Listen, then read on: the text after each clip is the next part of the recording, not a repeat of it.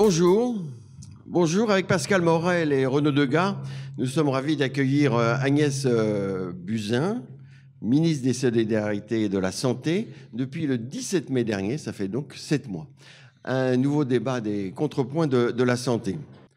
Madame la ministre, merci d'avoir accepté notre invitation, car vous êtes pour nous un peu une énigme.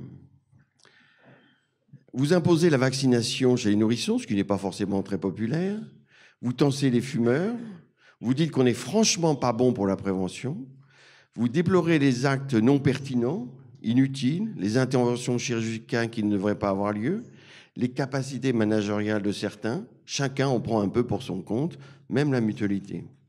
Vos propos sont francs et directs, et pourtant, on n'entend quasiment que des félicitations à votre égard. La presse fait assaut de louanges, et dans notre sondage, 4 Français sur 10, 43% exactement, considèrent que votre politique va dans le bon sens. Alors quel est votre secret? À la fois et en même temps, avoir des propos peu à même et rester populaire. Ce capital sympathie vous permettra-t-il de transformer en profondeur, comme vous le dites, notre système de santé, malgré les mesures difficiles qui s'annoncent? Pascal, première question. Oui, bonjour madame, et bonjour à tous et à toutes. Alors d'abord, une pensée pour les enfants de Milas et leurs familles éprouvées ce matin. Mais vous voyez, madame, ce drame illustre la première question que nous voulions vous poser. À la fois, vous êtes la ministre, comme le dit Philippe, la ministre de la Solidarité, donc tournée vers les autres. Vous devez panser les plaies des Français éprouvés. Et puis, vous vous revendiquez, de plus en plus d'ailleurs, comme une adepte de la raison, et en tout cas de la science, de l'innovation également, du progrès et de l'innovation. Alors, la question n'est pas nouvelle, mais comment concilier ces valeurs? Votre gouvernement va-t-il tenir les deux bouts, et quel sens vous donnez à la solidarité de nos sociétés riches, nos sociétés modernes, nos sociétés inégalitaires et également vieillissantes? Nous savons également que vous portez une réforme de la retraite, et nous savons également que les jeunes, et d'ailleurs les jeunes étudiants et les jeunes étudiants en médecine ne vont pas toujours d'ailleurs très bien. On vous écoute. Bon, vaste question. Ça, il y a un écho, ça va? Ça marche. Bon. Donc, c'est une question difficile. La solidarité, elle est, pour moi, le levier de la cohésion sociale. Et je suis très attachée à notre société solidaire. Je pense que la France a des atouts, des acquis extraordinaires dans le champ de la solidarité grâce à la sécurité sociale, que c'est une richesse collective immense et qu'il faut la protéger. On voit bien que cette sécurité sociale a été un amortisseur des crises, de certaines inégalités, même si elles persistent. Et pour moi, il est indispensable de réussir à préserver ce qui fait cette cohésion sociale à la française, même si elle est imparfaite. Et mon souhait, évidemment, c'est de l'améliorer, de faire en sorte que les jeunes, notamment les prochaines générations, puissent en profiter comme on en a profité. Parce que c'est ça le défi, en fait, aujourd'hui, c'est d'être certain que ce système soit pérenne, vu les difficultés qui nous attendent, le vieillissement de la population, les maladies chroniques, le poids financier de cette solidarité. Et donc, pour moi, c'est mon défi de préserver, d'améliorer ce système pour un maximum d'équité et pour sa pérennité. C'est le défi de votre gouvernement également. Vous savez, les critiques qui sont portées.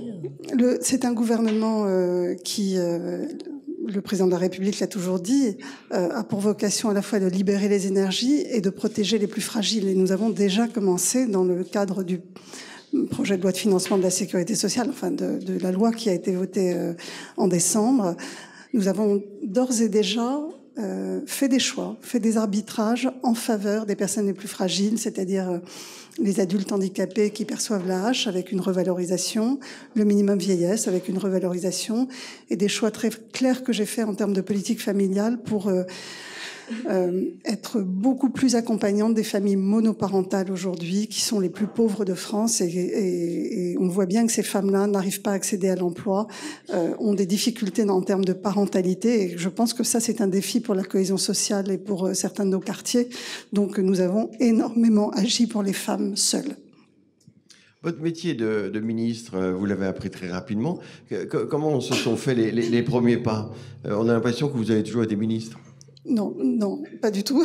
Mais c'est un système, en tous les cas, le système de santé que je connaissais très bien. Donc, évidemment, les sujets ne m'étaient pas étrangers. Et donc, je pense que j'ai pu m'approprier les difficultés ou les arbitrages à faire extrêmement rapidement, parce que cela fait 25 ans que je sillonne le monde de la santé française, soit dans le cadre du terrain, évidemment, avec mon activité professionnelle hospitalière pendant 25 ans, soit du côté des institutions. Donc ça m'a énormément aidé parce que c'est un parcours, je dirais, assez complet dans le champ de la santé. La seule chose qui me manquait, c'était peut-être d'être médecin libéral. Mais qu'est-ce qui vous a étonné dans le métier de ministre ou qui vous a surpris, déplu?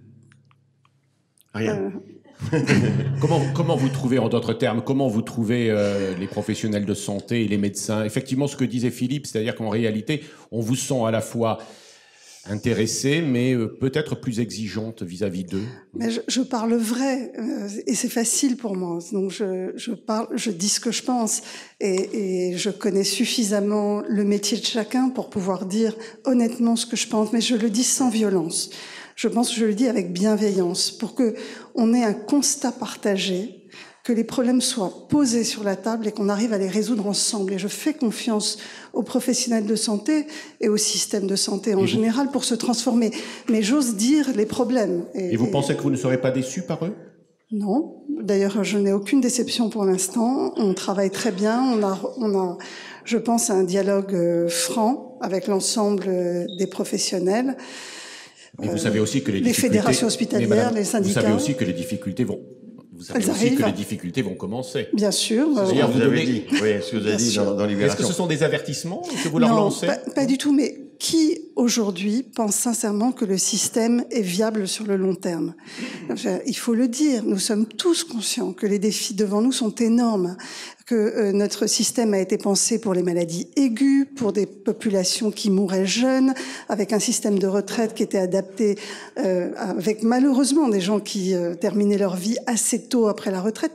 Toute notre société a changé, les défis sont immenses, on en est tous conscients. Donc, soit on décide de s'y atteler maintenant en posant réellement les problèmes et les enjeux sur la table et en discutant tous ensemble pour essayer de trouver des voies de sortie, soit nous irons dans le mur collectivement si on ne prépare pas l'avenir. Nous savons que ces débats ne sont pas récents. Des philosophes, des historiens de la médecine en ont déjà parlé.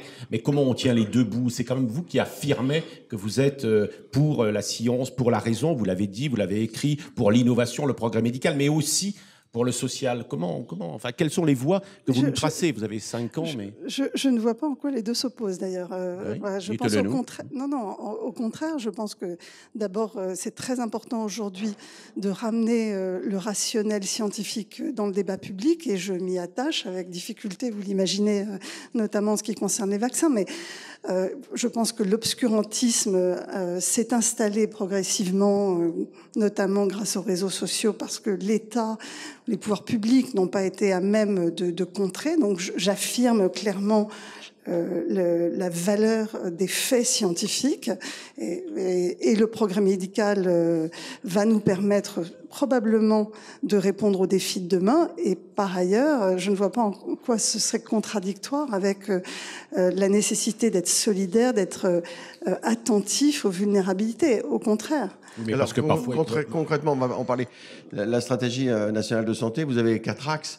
La prévention, les inégalités de santé, la qualité qualité et la pertinence des soins, axe le plus important pour les Français dans nos sondages de novembre avec l'accès aux soins. Et enfin, les innovations. Alors, vous avez fait une concertation nationale sur Internet. Est-ce que vous avez les premiers résultats? Est-ce que ça a d'abord été un succès en termes de volume? Vous allez présenter avec le Premier ministre les résultats de votre stratégie. Mais est-ce que vous pensez, quel levier vous pensez actionner pour réussir là où tant de bonne volonté se sont fracassées? Parce que enfin, je ne veux pas reprendre, mais ça fait longtemps qu'on aborde ces sujets. D'abord, je pense avoir une vision très très claire de ce qu'il faut faire. Rien d'original, la Cour des comptes dit la même chose et je pense que tous les professionnels qui sont ici le savent. Nous avons le vrai virage de la prévention à prendre et c'est vraiment le défaut majeur de notre système de santé français.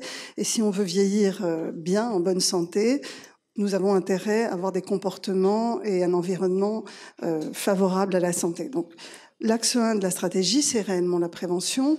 Ensuite, la pertinence et la qualité des soins, tout le monde le dit. Nous avons un système qui est très efficace, mais pas forcément efficient. Et donc, nous avons intérêt à le rendre plus pertinent. Nous savons qu'il y a énormément de gabegies. Ensuite, l'innovation, c'était une évidence avec notamment ce qui arrive, intelligence artificielle basée sur les grandes données de santé. Nos métiers de professionnels de santé vont considérablement se transformer. Donc, il faut qu'on soit au rendez-vous de ces transformations. Ça va probablement modifier également la façon d'exercer la médecine, mais on y reviendra peut-être. Mais Madame la ministre, ce constat, comme vous dites, il est connu. Alors c'est important, vous le portez très fortement, donc on peut imaginer que ça va avoir des effets, mais concrètement, comment vous allez les faire? D'abord, ce que je veux dire, c'est que la stratégie nationale de santé, je voudrais que l'objet soit clairement identifié. C'est un objet quasiment administratif qui doit être écrit tous les 4-5 ans de façon à ce que les agences régionales de santé puissent ensuite, sur la base de ces priorités, décliner leurs projets régionaux. Ça ne résume pas l'action du gouvernement. C'est une colonne vertébrale de l'action du ministère dans les 4 ans qui viennent. À partir de cette stratégie nationale de santé, il va y avoir des plans, des programmes avec des actions concrètes. La stratégie nationale de santé fixe des orientations, des grandes orientations et des grandes priorités. Elle ne décline pas ces orientations en actions. Donc les actions vont arriver. Les actions vont arriver. Bien sûr, les vaccins et le tabac ont été discutés dans le PLFSS parce que ça avait un impact sur les finances de la sécurité sociale. Mais la prévention ne va pas se résumer à augmenter le prix du paquet de cigarettes ou à faire vacciner les enfants. Et la concertation nationale ? Alors, la concertation nationale a eu un grand succès. Je crois qu'il y a 4000 contributions sur le site Internet. Beaucoup ont réagi, toutes les institutions. Nous avons pris en compte beaucoup des réactions. Je suis en train de relire la dernière version qui sera officielle probablement la semaine prochaine et qui sera donc publiée. C'est un décret qui fixe la stratégie et à partir de cette stratégie, nous allons pouvoir décliner toutes les actions concrètes dans les années qui viennent. Et très rapidement, les différents plans. Le premier, ça sera probablement un grand programme de santé publique sur les actions de prévention et je suis d'ores et déjà en train de travailler en interministériel avec tous mes collègues sur les enjeux environnementaux, sur la santé au travail, sur la prévention à l'école et donc ça va se décliner dans un plan, dans un programme qui ne figure pas dans la stratégie. La stratégie, c'est simplement, ce sont des orientations. Reconnaissez qu'il y en a déjà eu. Vos 2 prédécesseuses avaient également fait de grands plans de prévention. Pourquoi vous réussiriez là où ça n'a pas, soi-disant, marché ? Pascal revient sur ma question. Il a raison. Je pense parce que d'abord, j'ai ce souhait chevillé au corps. En fait, il se trouve que du fait de ma spécialité médicale, je n'avais pas perçu à quel point la prévention est un enjeu. Je m'occupais de leucémie aiguë. Les leucémies n'ont quasiment pas de facteur de risque, et donc très peu. Et donc, je n'étais pas du tout sensibilisée aux enjeux de prévention. Dans nos études de médecine, on n'est pas non plus sensibilisé à la prévention. Ça n'est pas un sujet d'enseignement. Et c'est en arrivant à l'Institut national du cancer, quand j'ai réalisé que 30 à 40% des cancers étaient évitables, alors qu'on parle de ça comme une fatalité. Ça fait 80 000 morts en moins. 80 000 morts évitables, sans compter évidemment toutes les maladies cardiovasculaires, le diabète, etc. Donc pour moi, c'est devenu une évidence. On ne peut pas s'intéresser à la santé des gens. En plus, je vais vous dire, c'est un enjeu pour moi de correction des inégalités. Parce que qui souffre le plus aujourd'hui des inégalités de santé, ce sont les personnes les plus pauvres, les plus vulnérables, qui n'accèdent pas à l'information sur la prévention et qui, en fait, ont les comportements ou les environnements les moins favorables à la santé. Donc pour moi, c'est un énorme enjeu de solidarité et de réduction des inégalités. Vous vous battrez pour et vous trouvez les solutions. Encore que l'on dit que face à la maladie, là, il y a tout le monde est. Une fois que la maladie est là, mais avant la maladie, je crois qu'il y a des inégalités énormes, et on le sait bien. En termes de qualité de vie, en termes de durée de vie, les différences entre les catégories socio-professionnelles sont énormes. Donc pour moi, c'est un enjeu d'égalité sociale. Parce qu'il y a les relations avec les professionnels de santé. Agnès Buzyn, est-ce que les partenaires sociaux avec lesquels vous négociez, notamment aujourd'hui, vous faites négocier au travers des conventions, ont-ils conscience de ces changements? Et la convention que vous menez, ou qui est menée en votre nom, est-ce que tout cela fonctionne comme il devrait être? Une autre manière de faire existe-t-elle, peut-être plus déconcentrée? Et alors, j'ai été très frappé par le fait que on dit qu'il faut rassembler l'hôpital et la ville. Pourquoi vous avez, d'ailleurs, comme vos prédécesseuses, balayé d'un revers de main, si vous me permettez cette expression un peu triviale, balayé d'un revers de main la création d'une agence nationale de santé qui aurait pu peut-être rassembler la ville et l'hôpital? Ce que propose la Cour des comptes. Oui, alors je voulais vous dire effectivement, merci Philippe, ce que propose la Cour des comptes. Je vais vous dire, on peut décider que ce qui va décloisonner l'hôpital et la ville, ou ce qui va décloisonner ou permettre plutôt aux différents professionnels de santé de travailler entre eux, ce serait de créer une agence. Moi, je pense que ce qui compte, c'est qu'on crée des tarifications vertueuses qui permettent, parce que ce sont des tarifications au parcours, que ce sont des tarifications qui prennent en compte la qualité, la pertinence, parce que ce sont des tarifications au forfait de soins, qui vont permettre ce décloisonnement. Je suis fondamentalement favorable au décloisonnement. Je trouve que quand je suis arrivée dans ce ministère, il y avait une opposition entre la ville et l'hôpital, des oppositions entre professionnels. J'ai trouvé un ministère, ou en tous les cas un paysage de la santé très fracturé, très en rébellion. J'essaye de l'apaiser, de faire en sorte de montrer qu'il y a de la place pour tout le monde, et il y a de la place pour tout le monde. Franchement, quand on voit les déserts médicaux, les défis de santé, je pense que nous avons intérêt et l'obligation de travailler ensemble, et je suis en train de faire en sorte que ces barrières disparaissent. Donc, pour moi, le seul moyen qu'elles disparaissent, c'est que les tarifications de la santé favorisent ces décloisonnements. Ça peut passer par une agence ou pas. Ce qui compte, c'est que l'outil soit là. Cette nouvelle tarification par pathologie, dans quel secteur? On est en train d'y travailler. Donc aujourd'hui, c'est trop tôt pour faire des annonces. L'article 35 de la loi de financement de la sécurité sociale, qui vient d'être voté, est un article très emblématique de ce que je veux faire, puisqu'il va permettre des expérimentations d'organisations innovantes entre professionnels de santé, entre fédérations, qui va permettre des innovations tarifaires en termes de forfait de soins ou de tarification au parcours. Et donc, il faut que les professionnels de terrain s'en saisissent. Il faut que ça parte du terrain, il faut que ça parte de projets qui ont été pensés par des professionnels pour répondre à un défi de santé local. Mais l'article 35 va permettre énormément d'innovation et d'expérimentation. Est-ce que ça veut dire également moins s'appuyer sur les organisations avec lesquelles vous négociez, syndicales, qui n'auraient pas compris la force de votre volonté? D'abord, je travaille énormément avec les organisations syndicales et les fédérations hospitalières. En fait, tout le monde est conscient aujourd'hui de cette nécessité. Et pourtant, tout le monde se bat pour 2 ou 3 euros, madame. Oui, mais à la fois, ça, ce sont des discours, je dirais, officiel et nécessaire. Il n'empêche que sur le fond, tout le monde, absolument tout le monde est convaincu que c'est la seule solution et qu'il va falloir arriver à travailler tous ensemble. Donc, j'ai bon espoir. À partir du moment où on laisse la main aux professionnels de terrain, à partir du moment où on leur fait confiance, qu'on leur donne des outils d'expérimentation, de facilitation, de tarification, j'ai absolument confiance dans les professionnels pour s'en saisir. Ils ont envie d'innover. Eux-mêmes souffrent de ce cloisonnement. Mais il faut les aider.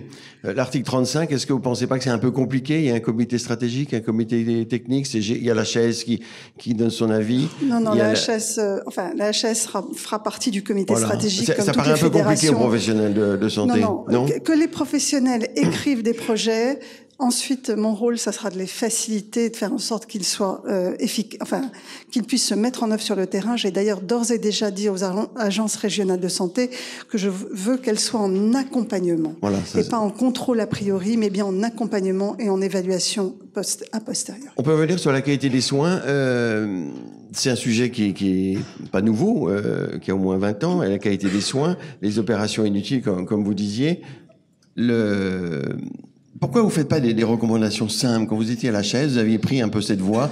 Alors, il y a le système en anglais, Choosing Wisely, et les recommandations. Pourquoi on est toujours dans des complications et les professionnels ne savent pas forcément très bien la recommandation à suivre? Est-ce qu'il ne faudrait pas impulser plus fortement, à partir des professionnels toujours, comme vous dites, des choses plus claires? Alors d'abord, pour revenir à la qualité, pendant des années, on a considéré la qualité des soins comme la qualité des process. Et quand on regarde la certification des établissements de santé, ça a été beaucoup des évaluations de la qualité des procédures. On a beaucoup parlé aussi de la sécurité des soins, qui est un enjeu. On a quand même très peu avancé le sujet de la pertinence des actes et des parcours. Donc, moi, je veux clairement, aujourd'hui, que la pertinence soit évaluée. Parce que je suis persuadée, et tout le monde le sait, qu'un grand nombre d'actes sont inutiles, sont redondants. Je ne parle pas, évidemment, parce que parfois on m'entraîne sur ce terrain-là, je ne parle pas du fait de faire un scanner qui revient normal. Ce n'est pas ça. Et il peut être tout à fait légitime de demander un scanner et qu'il revienne normal, fort heureusement. Ça n'est pas de ça. Comment procéder alors? C'est toujours la question de procéder. Ça nécessite effectivement des recommandations claires sur les bonnes pratiques. Et ça nécessite également que ces recommandations soient suivies de quelques indicateurs de qualité de parcours qui permettront ensuite aux professionnels de s'évaluer sur la qualité du parcours qui est proposé. Aujourd'hui, j'ai trouvé, en étant à la chaise, que les recommandations étaient trop éloignées des indicateurs de qualité. Et j'ai souhaité rassembler quelque part dans un même mouvement le travail qui était fait par les commissions et par les groupes de travail entre ce qu'est un parcours de soins, ce qu'est une bonne pratique et comment on évalue cette bonne pratique à la fin, parce qu'il va falloir être en capacité d'évaluer les bonnes pratiques sur le terrain ou les bons parcours. Autre question très, très importante sur les parcours, c'est les territoires. Est-ce que vous êtes favorable, et si vous l'êtes, comment vous pourriez faire, à une responsabilité territoriale, une responsabilité populationnelle, pour que sur un territoire, chacun ait accès au système, aux médecins, aux professionnels dont il a besoin, et qu'il y ait une sorte de maillage. Et vous avez parlé de ça à Cahors, c'était sympa Cahors? Pas trop. C'était intéressant, c'était très intéressant. Non, en fait, ce que je sens des territoires, c'est une urgence immense, une attente immense. Je crois que la fracture territoriale dans le champ de la santé n'a jamais été aussi grande. Et d'ailleurs, on l'a vu dans un sondage récent, la santé, pour la première fois, devient la deuxième préoccupation des Français après l'emploi. Je crois qu'on n'a pas vu, en tous les cas, pas tous vu, à quel point aujourd'hui il y avait une inégalité territoriale d'accès aux soins. C'est criant, les maires ne parlent que de ça, les départements ne parlent que de ça. C'est une urgence. Donc, ils veulent d'ailleurs que les médecins soient obligatoirement dans certains territoires. Je pense qu'aujourd'hui, notre système de santé, tel qu'il est organisé, n'est plus au rendez-vous de l'attente des Français, mais n'est plus au rendez-vous de ce qu'on doit aux Français. Parce qu'ils cotisent tous pour la sécurité sociale et à l'arrivée, ils n'ont pas le service rendu attendu. Donc, j'ai parlé de ça avec les fédérations hospitalières et les syndicats médicaux pour dire qu'il fallait tous autour de la table qu'on considère que nous avons une responsabilité territoriale. On ne peut pas, chacun individuellement, faire notre petite pratique isolée dans son coin sans se dire collectivement, parce que évidemment à l'échelon d'un professionnel, c'est pas à lui de couvrir le territoire, mais collectivement, comment est-ce qu'on rend service à une population qui est dans un désert médical, parce qu'il y en a de plus en plus. Et qui sera chef d'orchestre? Les ARS avec les élus et les professionnels. Je veux que tout le monde se mette autour de la table. Je pense par exemple que les contrats locaux de santé, qui sont un outil d'interface entre les élus, les professionnels et l'ARS, sont le bon outil pour réfléchir autour d'une table avec les trois parties prenantes à comment organiser une prise en charge correcte d'un territoire avec tous les leviers qu'on a proposés, tous les outils qu'on a proposés dans le plan territorial d'accès aux soins qu'on a présenté en octobre. Et en évitant évitant les doublons, les Maya, les clics, les CPTS. En simplifiant le paysage, je suis frappée du millefeuille en arrivant dans ce ministère, du nombre de couches, du nombre de dispositifs qui sont à la main des territoires. Nous devons simplifier, c'est vraiment... D'ailleurs, je me suis astreint, et je l'ai dit à toutes les équipes, à ne créer aucune structure nouvelle en arrivant dans ce ministère. Vous avez un monsieur ou une madame simplification dans votre cabinet? Nous réfléchissons à lancer une mission sur la simplification parce que c'est indispensable aujourd'hui. Sincèrement, je ne peux pas décrire aujourd'hui l'ensemble des outils à disposition des territoires. Tellement ils sont nombreux. Je crois que nous avons besoin de simplifier. On n'est pas à la fois une personne atteinte d'un cancer et une personne atteinte d'un Alzheimer et une personne âgée. À un moment, il faut que tous les acteurs autour de la personne soient en capacité de se parler. Dans le cadre de notre devoir de suite, de journaliste, nous suivrons votre promesse. Vous allez voir. Nous verrons. On vous réinvite dans 6 mois. Dites-moi, Madame Buzyn, les établissements de soins français sont sous pression ou sous tension. Alors, il y a plus d'actes, il y a des baisses de tarifs, il y a des malaises des hospitaliers, il y a même des suicides, je l'ai dit en introduction, de jeunes, et notamment de jeunes médecins ou de jeunes infirmiers. On nous signale d'ailleurs des déficits de plus en plus importants dans les hôpitaux. Comment, alors, allez-vous concrètement adapter la T2A, le T2A qui a fait également son œuvre, dans une certaine mesure, ou son office? Vous parlez de regroupement de plateaux techniques, comment allez-vous les mener? Et surtout, précisément, y intégrerez-vous l'ensemble de l'hospitalisation privée et publique? Alors je ne vais évidemment pas aujourd'hui dévoiler tout le travail qu'on doit mener en 2018. Nous aimerions bien, ici au Contrepoint. Oui, j'imagine, mais... Nous ferions le buzz. Je ne sais pas si vous réalisez à quel point la tâche est compliquée. Ah si. J'arrive franchement, dans un système de santé où on a laissé l'hôpital progressivement se dégrader. Et effectivement, la situation est assez problématique aujourd'hui. C'est lié au fait qu'on a voulu faire penser aux professionnels de santé qui travaillent dans les hôpitaux aujourd'hui qu'ils doivent être rentables, ce qui n'est pas faux, mais ce qui n'est pas suffisant. C'est-à-dire que la mission de l'hôpital aujourd'hui n'est pas simplement la rentabilité, c'est de rendre un service à la population. Or, l'hôpital fait de la formation, l'hôpital reçoit les personnes les plus fragiles. Voilà, l'hôpital a des missions lourdes. Et l'hôpital doit être accessible à tous, sur tout le territoire, parce que c'est souvent, du fait de ces déserts médicaux, la première porte d'entrée vers la santé. Donc, le défi est immense. Je pense qu'il faut garder un maillage territorial important parce que les Français en ont besoin aujourd'hui, mais il faut clairement aller vers une gradation des soins. C'est-à-dire qu'on ne va pas faire toutes les activités dans tous les hôpitaux de proximité. Donc, il faut qu'on s'organise pour la gradation des soins. Or, qu'est-ce qui se passe aujourd'hui avec la T2A? La T2A fait que vous devez garder vos malades pour faire de l'activité. Donc, vous n'avez jamais aucun incitatif à transférer un malade pour une meilleure prise en charge, pour qu'il ait accès à un plateau technique, etc., de haute qualité. Donc, ça n'est pas vertueux. Donc, la T2A doit être accompagnée d'autres types de financements qui, au contraire, favorisent des parcours gradués, qui favorisent la qualité des soins, la sécurité des soins et la pertinence. Parce que la T2A, elle ne rétribue que l'activité. Mais si votre activité ne sert à rien, vous êtes payé de la même façon que quelqu'un qui décide de ne pas faire d'activité et qui est pertinent. Oui. Je vous coupe, excusez-moi. Elle a pourtant dynamisé certains hôpitaux. Elle a dynamisé, donc elle ne va pas disparaître. Elle ne doit pas disparaître. Il faut que ceux qui travaillent beaucoup soient rémunérés sur leur activité. Mais par ailleurs, il faut aussi que ceux qui disent, par exemple, non, madame, je n'ai pas besoin de vous opérer parce que votre genou peut encore tenir 10 ans, eh bien, il faut que celui-ci, il soit aussi récompensé par le fait qu'il dise à une patiente, je n'ai pas besoin de vous opérer. Alors, vous commencez par quoi, madame, vous commencez par quoi dans cette réforme de la T2A? Quelle est la prochaine étape? Parce que là encore aussi, le constat est partagé. Monsieur le Duc, vous le verrez. Aujourd'hui, le constat, ce qui est très important, je vais vous dire, ce qui est très important, d'abord, c'est que le constat soit partagé. Et aujourd'hui, plus personne ne nie que la T2A ne peut plus être l'unique mode de tarification des hôpitaux. C'est clair. Plus personne. C'est clair. Performance et efficience. Pardon. Performance, je n'aime pas trop ce mot-là parce que tout de suite, ça met comme votre prédécesseuse. Non, moi, c'est la pertinence qui m'importe. La pertinence. La pertinence, ça veut dire ne pas faire un acte quand on n'a pas besoin de le faire, ou au contraire, faire un acte très coûteux s'il est utile aux malades. Et donc, le caractère financier est moins présent dans le mot pertinence que dans le mot performance. Donc, je tiens aussi à dire que le mot pertinence, qui n'existait pas jusqu'à il y a encore 6 mois, il est totalement rentré dans le paysage aujourd'hui. Tout le monde en parle. Et ça, je dirais que c'est ma bataille et ma victoire aujourd'hui. Vous parce devez que être pertinente et nous devons être impertinents. Allez-y.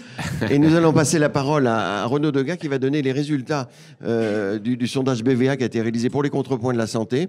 Et nous remercions notre partenaire BVA. Renaud, on t'écoute. Aujourd'hui, à l'occasion de votre venue, on lance le baromètre mensuel, donc on suivra à chaque contrepoint l'évolution de l'opinion. Et les Français sont aujourd'hui partagés. Philippe Leduc l'a signalé tout à l'heure. 43% d'entre eux estiment que le gouvernement va dans le bon sens, 57% dans le mauvais. Ça sera un point de départ où on regardera comment évolue l'opinion. Ce sondage aborde ensuite la pertinence des vecteurs d'information en santé pour les patients. Sans trop de grandes surprises, 61% des sondés mettent en premier les professionnels de santé comme les vecteurs les plus principaux. Alors, ce qui est un bon résultat, mais c'est aussi peut-être un résultat un petit peu au goût amer. Ça veut dire qu'il y en a quand même 39% qui placent d'autres acteurs au premier plan des informateurs en santé. Notons aussi que, ça c'est pour l'anecdote, 6% des sondés citent le ministère comme première source d'information. Voilà. Sur un autre... Saluons nos amis du ministère. Voilà. Quand même. C'est logique, on va dire. Concernant le zéro reste à charge, vous avez dans le sondage, 4 Français sur 10 croient à la faisabilité du zéro reste à charge en dentaire, optique et prothèse auditive. Après, chacun jugera si c'est un bon score ou pas aujourd'hui. Ce qui apparaît aussi, c'est qu'il y a peut-être un flou sur de quoi on parle quand on dit zéro reste à charge de quoi. Donc ça, on le suivra aussi avec attention. Ensuite, de sa façon plus large, concernant l'adhésion au sujet d'actualité en santé, l'adhésion est relativement large. Aucun des thématiques d'actualité ne remonte en dessous de 60% comme de pertinence concernant l'action du gouvernement. Toutefois, dans les 3 dernières thématiques les moins bons, dont le score est le moins bon, il y a la PrEP autour du VIH dont l'action du gouvernement est estimée pertinente ou allant dans le bon sens qu'à 76%. L'augmentation du prix du tabac, 66%, mais ça c'est pas étonnant, et 60% concernant le vaccin. Ce qui est peut-être plus étonnant dans ces résultats, c'est que concernant la PrEP, ce sont les 25-34 ans et les CSP+, qui estiment que l'action concernant la PrEP est pas va dans le bon sens. Donc ça, c'est un point intéressant. Du côté, ne regardons pas les 3 derniers. Du côté des thématiques plébiscitées, on trouve bien sûr en tête la prévention contre le stress au travail et l'offre élargie pour les maladies de thyroïde. Je pense qu'effectivement, l'actualité est très impactante. Ensuite, on note aussi un assentiment de l'opinion vis-à-vis des class actions, et ce qui est un phénomène relativement récent en France, mais malheureusement, je pense qui est un bel avenir. Ça, c'est pour les principaux résultats. Voilà. Et j'enchaîne sur les 2-3 questions de la salle. On vous écoute. Car aujourd'hui, on a plus de retweets de vos propos que de questions à proprement dit. Toutefois, on voit le point dur, je dirais, des préoccupations chez les professionnels, et elles se situent au niveau des libéraux, qui se sentent un peu perdus, un peu écoutés par leurs interlocuteurs, soit régionaux, soit nationaux, sans vouloir viser l'assurance maladie. Mais il y a une vraie inquiétude sur leur place, à la fois sur le dispositif territorial et aussi sur le virage de la prévention. Donc là, il y a vraiment une vraie question. Et comment souhaitez-vous les traiter et leur répondre sur ce point d'inquiétude, sur leur place dans le virage et la transformation du système de santé que vous prenez? Merci Renaud. Ça tombe bien parce que on voulait avec Pascal aborder le sujet du virage ambulatoire vers la ville. Parce que le virage ambulatoire à l'hôpital, comme dit Nicolas Revel, il s'est fait, mais en ville, c'est plus difficile. Alors, quels investissements, quelle organisation proposez-vous? Parce que pour l'instant, on dit qu'il faut développer les soins de ville par rapport aux pathologies chroniques, à la population vieillissante, mais on ne donne pas beaucoup de moyens. Il y a eu une polémique sur les soins non programmés. Vous avez dit aux médecins d'ouvrir plus largement leur cabinet pour je caricature un peu, non, pas trop, un petit peu, pour accueillir les urgences. Et on connaît la problématique des urgences à l'hôpital qui est terrible, et on craint cet hiver des moments de rupture. Il y avait un numéro qui a été créé il y a 2 ans, 116-117, pour justement que les urgences aillent dans les cabinets médicaux. J'ai l'impression que c'est pas très développé. Qu'en pensez-vous? Est-ce que vous pensez que la télémédecine va vraiment permettre de développer, de diminuer les délais chez les médecins spécialistes? On a l'impression quand même, jusqu'à présent, le virage ambulatoire vers la ville, tout le monde là encore veut le faire, c'est un constat clair. On ne voit pas bien comment on prend ce virage.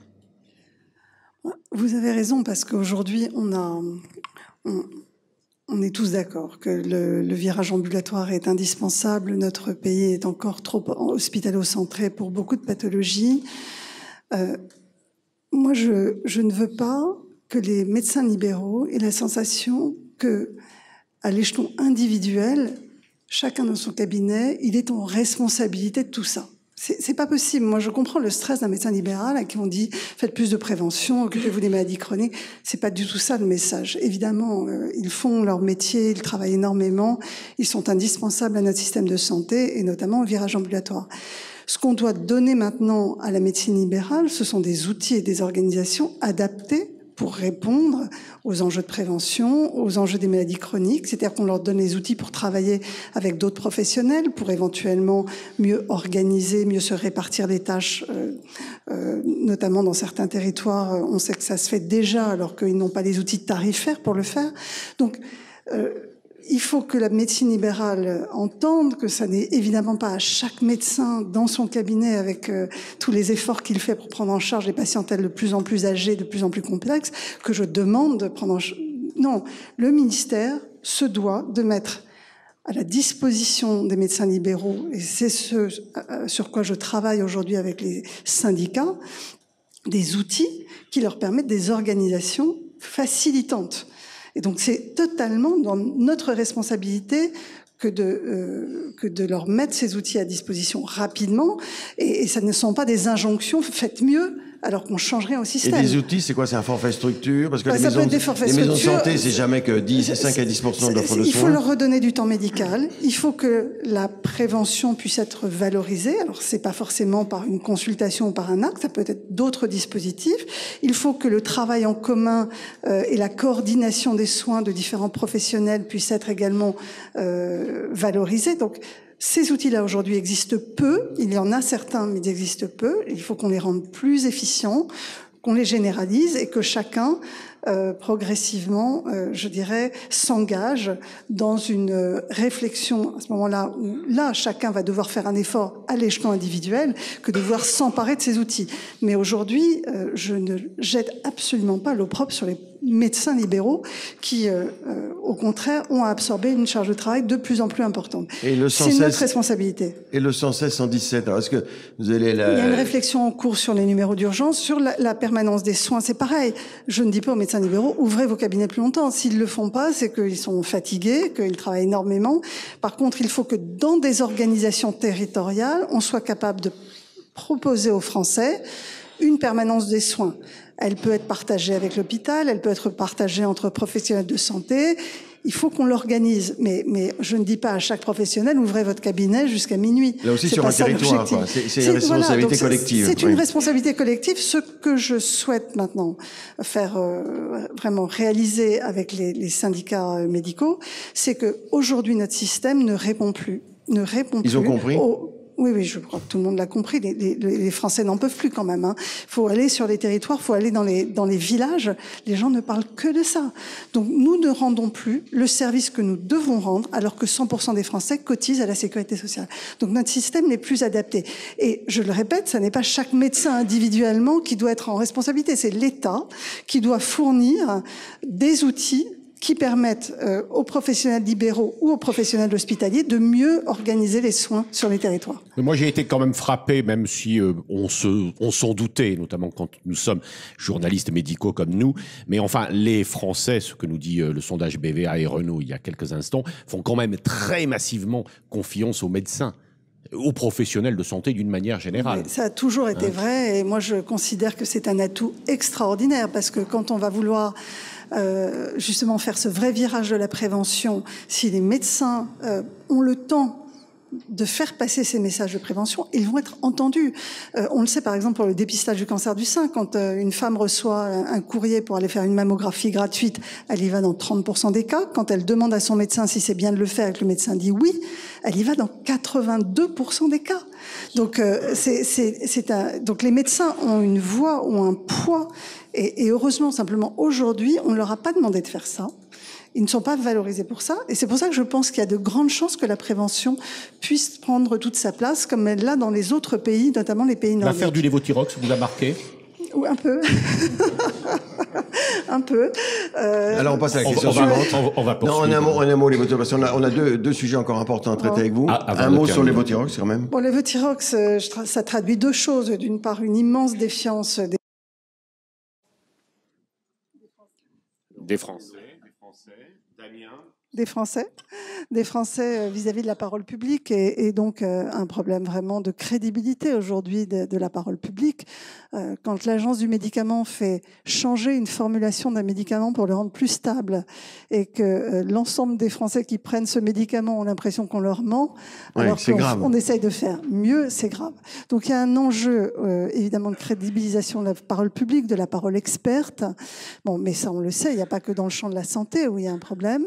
Et puis, un deuxième problème qui est notre incapacité à parler aux patients, aux usagers du système de santé. En fait, tout notre système d'alerte et de communication médicale est tourné vers les professionnels de santé.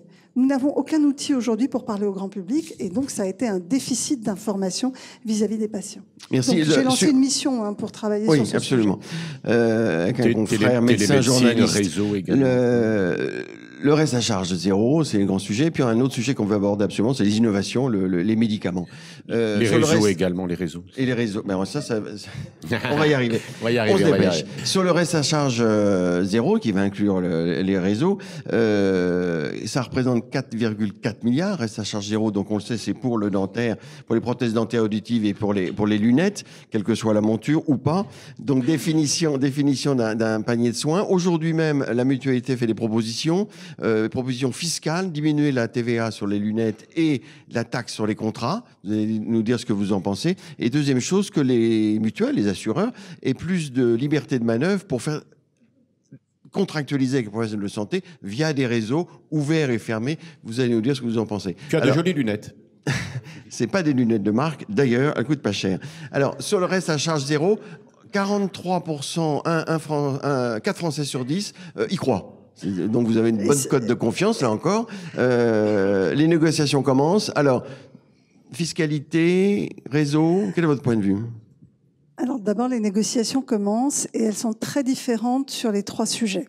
Ce ne sont vraiment pas les mêmes enjeux. Donc, nous sommes bien avancés avec les chirurgiens dentistes sur la revalorisation des actes de prévention, le prix des prothèses, etc. Donc, le travail est en cours et je pense qu'on va arriver à un panier de soins remboursable à 100%, remboursé à 100%. Quand je dis 100%, c'est à la fois évidemment par les complémentaires et la part obligatoire. Même sur les prothèses. Mais l'identification du panier de soins est en train de se finaliser dans le cadre des négociations conventionnelles. Et donc c'est ça la première étape, c'est-à-dire savoir qu'est-ce qui doit être remboursé. Parce que probablement tout n'a pas à être remboursé. Certaines choses sont des choses de luxe, superflu, ou en tous les cas... sur les prothèses dentaires, il y a un reste à charge énorme aujourd'hui. Vous êtes verrez, confiante. la négociation avance et je crois que l'assurance maladie rencontre les chirurgiens dentistes aujourd'hui. Donc voilà, le travail On est tout à fait d'actualité. Ensuite, sur l'audioprothèse et les lunettes, les filières ne sont pas tout à fait les mêmes. Donc il faut qu'on décrypte exactement la filière, la chaîne de valeur, où est-ce qu'on peut faire des économies, où est-ce qu'on peut ne pas en faire. Le travail vient de démarrer, il a démarré en novembre. Nous sommes le 15 décembre, donc le travail est en cours. Par contre, par rapport aux propositions de la mutualité française, elles m'ont été envoyées hier soir, je ne vais pas dire l'horaire, mais assez tard. J'étais un peu malheureusement préoccupée par l'accident de de Milas, et sincèrement, je n'ai pas pu en prendre connaissance. Donc elles sont présentées aujourd'hui à la Mutualité française. C'est le livre blanc de la Mutualité avec des propositions dont acte. Elles vont faire l'objet d'une négociation. Sincèrement, je ne peux pas commenter aujourd'hui des propositions que je n'ai pas vues. D'accord. Donc voilà, on peut dire que vous n'êtes pas opposé aujourd'hui, par définition, vu que vous ne les avez pas vues. Ni opposé, ni favorable, ni rien. En fait, je ne les ai pas vues parce qu'elles m'ont été envoyées hier soir tard et que je gérais une crise malheureusement mais vous assez pensez douloureuse. que dans les 5 ans, enfin, vous êtes déterminé à y arriver sur un panier de soins réduit mais correct. Tout ça représente 4,5 milliards quand même. Plus que correct, de qualité. De qualité, le nécessaire de qualité, pas du bas de gamme. C'est pas ça l'objet, parce que si à la fin les Français ont l'impression qu'on leur a promis un reste à charge zéro pour leur donner vraiment le strict minimum, on ne sera pas au rendez-vous des attentes. Donc c'est la qualité, mais pas le superflu. J'arrêterai là. Les lunettes, non. Et sur les réseaux, est-ce que vous pensez qu'il faut donner plus de liberté de manœuvre non. Sincèrement. Vous ne pouvez pas vous prononcer aujourd'hui? Non, là vous me laissez négocier. Je ne sais pas combien de temps prendront ces négociations. Le sujet est quand même assez complexe. Sincèrement, il y a énormément d'acteurs qui ont des intérêts divergents. Et donc, voilà, il faut mettre tout le monde autour de la table. C'est assez long et assez compliqué. Sur la télémédecine, innovation organisationnelle, important, mais oui. Oui. Est-ce que vous lui donnez, vous donnez l'impression que vous lui donnez de la chance, une chance, puisque en réalité vous sortez ce dossier dont on parle depuis plusieurs années. Mais est-ce que vous considérez réellement, pour plusieurs pathologies notamment, que cela va vraiment résoudre nos problèmes? D'abord, la réalité, c'est qu'elle existe déjà, la téléexpertise sur le terrain. Elle existe au quotidien. N'importe quel professionnel de santé peut vous dire qu'il a pris une photo d'un grain de beauté un jour chez un malade et l'a envoyé à un copain dermatologue. Je veux dire, ça se fait déjà. Ça se fait, ça n'est pas cadré, ça n'est pas tarifé et ça rend des services énormes dans certaines pathologies, dans certains territoires. Donc on arrête de se dire je ne veux pas voir ce qui se fait, on prend acte que c'est utile, que ça se fait déjà, on négocie effectivement maintenant avec les médecins la tarification autour d'un acte qui devient un acte médical. Donc, si c'est un acte médical, parce que c'est comme ça va être une consultation, ça doit répondre aux mêmes règles que les actes médicaux, c'est-à-dire à la fois ça doit faire l'objet d'un tarif, mais ça doit faire l'objet d'un cadrage, d'une sécurité. Je pense que la médecine ne peut pas être faite par téléexpertise ou télémédecine. Je pense que quand un enfant de 11 ans a très très mal au ventre et qu'on ne sait pas s'il a l'appendicite, il va falloir à un moment lui poser la main sur le ventre. Voilà, ça n'est pas de la télémédecine ni de la téléexpertise. Il y a d'autres choses qui peuvent se faire en télémédecine et en téléexpertise sans danger. Par exemple, la dermatologie, vous l'avez cité, l'ophtalmo, par exemple. Pas tout, parce que de temps en temps, il faut palper. L'ophtalmo, parfois. Il faut faire de la médecine, quoi. Voilà, il y a exactement. Certains actes de médecine. Les médecins sincèrement, savent bien. Transférer une image d'IRM pour un accident vasculaire à un service de radiologie compétent, ça se fait déjà tout le temps.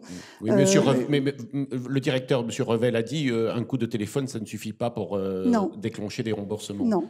Et il est fort, Nicolas Revel.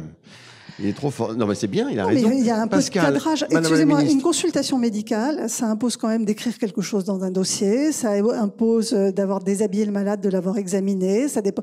Donc, une consultation, c'est cadré. Donc l'acte de téléconsultation sera un peu cadré, heureusement. Dernière question, Madame la Ministre, sur l'innovation médicamenteuse.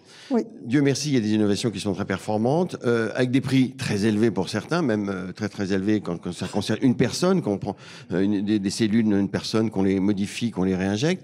Il y a une demande d'une mise sur le marché de plus en plus précoce. Il y en a même qui veulent supprimer les phases 3 pour les remplacer par des cohortes d'extension, comme le patron de l'Institut Gustave Roussy. Alors, est-ce que vous pensez aujourd'hui qu'il y a un risque pour les Français de ne pas accéder à un médicament du fait du prix, assez tôt, avec retard, et évidemment l'industrie pharmaceutique qui considère qu'il devrait y avoir beaucoup plus de souplesse. Quel est votre point de vue en cancérologie en particulier, sujet que vous connaissez très bien? Bon, c'est un sujet, effectivement, que je connais très bien, du fait de l'INCa, du fait de la Haute Autorité de Santé. Et du fait que vous soyez hématologue, parce que finalement... Oui, enfin, en gros, je connais. C'est sûr. Oui, Madame connaît. Je vois à peu près de quoi on parle. En pratique, on peut rassurer les Français. Aujourd'hui, il n'y a pas un citoyen français qui n'a pas accès à un médicament parce qu'il serait trop cher. Pas un. Et ça va continuer. C'est mon engagement. Et assez précocement. On n'est pas l'Angleterre. On ne fait pas des choix en fonction du coût de la vie ou du prix de la vie, appelez-le comme vous voulez. Donc ça, c'est mon engagement parce que la société française ne le tolérerait pas. C'est une société qui est fondamentalement attachée à l'équité. Donc, tous les Français accéderont à tous les médicaments s'ils sont utiles, quel que soit le prix. Mais il faut aussi rassurer les Français. J'entends beaucoup de choses sur le fait que la fixation du prix est trop longue, que ça prend trop de temps, que la négociation est trop longue. On a un système extraordinaire qui sont les ATU, qui font que quand un produit est utile et dont on sait qu'il va apporter un bénéfice énorme, les ATU permettent aux Français d'accéder à ce médicament avant l'AMM européenne. Mais pas dans toutes les indications. S'il y a une nouvelle indication. Oui, mais après... Alors, non, il n'y a pas un petit blocage à ce niveau-là? Il y a une petite difficulté qui est liée à l'immunothérapie, au fait que certains médicaments peuvent avoir une AMM au début sur une indication et ensuite vont développer d'autres indications. On va le régler, c'est un problème technique. Ça va être réglé. C'est un problème technique. Mais les ATU permettent clairement l'accessibilité avant tout le monde, bien avant la plupart des pays européens. Parfois 1 an avant l'Allemagne. Donc, voilà. Donc vous rassurez les Français. Rassurer les Français. Ce temps de la négociation, il est important parce que le prix des médicaments est élevé, nous le savons, et donc nous avons besoin du temps pour négocier. Merci Madame d'être venue à la tribune des contrepoints de la santé. Merci. Allez, quelques remerciements, Pascal. Merci à nos partenaires et nos équipes, à Philippe Leduc et Renaud Degal. Nous avons été heureux de vous retrouver. Merci Pascal.